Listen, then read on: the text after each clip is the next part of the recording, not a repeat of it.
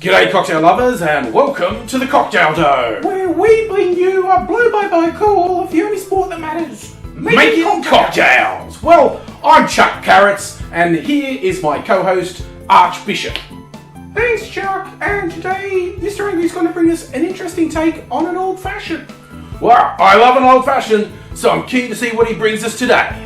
Thanks, fellas. This drink's inspired by a Genever-based cocktail I had at a well-known northern bar, the Gin Palace. They called it a sundowner, and although it has noticeably more ingredients than a typical old-fashioned, it's very much inspired by an old-fashioned. So, what exactly is Genever?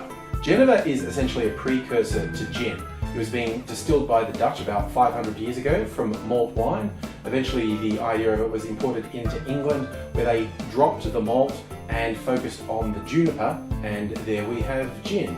In terms of taste, most Genever occupy a bit of a middle ground, somewhere between whiskey and gin. I don't think I've seen Genever around much.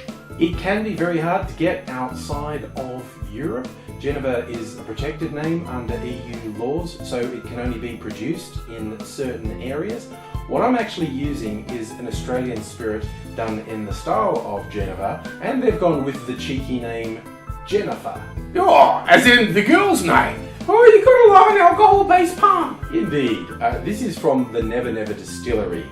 This is from what they call their dark series, some experimental spirits they make. Their gins have won medals around the world in global competitions, but this is one of their little experiments, and if they stop making it, I'm probably going to be stuck, because I've certainly found it more or less impossible to get Dutch Genever in Australia. Now, if you wanted to experiment with this wherever you are in the world, if you can't get Genever, I have experimented a little, and if you do a blend that's 3 parts gin and 1 part of lighter whiskey, that produces a very similar taste. And also barrel-aged gins are becoming more common around the world, and they go particularly well with the whiskey to do an approximation of Genever.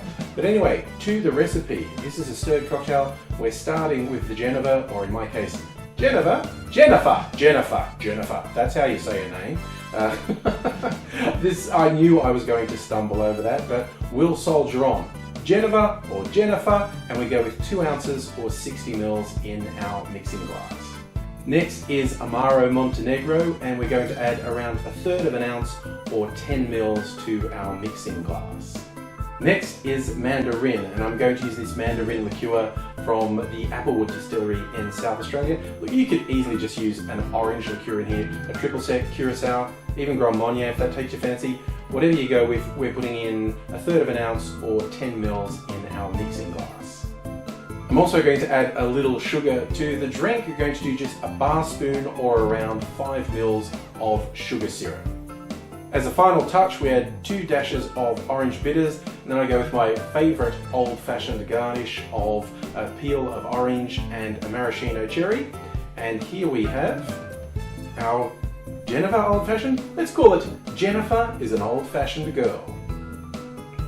Oh, see what you mean about Genever being between gin and whiskey. Yeah, the malt notes are similar to what you get in whiskey, but it's lighter, and it's not as juniper forward as gin. Well, that's opened another door for me. I've never had Genever forward cocktail before. Oh, always something new to discover, Chuck. Yeah, Arch, it's like we always say, life's too short to waste time on boring cocktails. Cheers!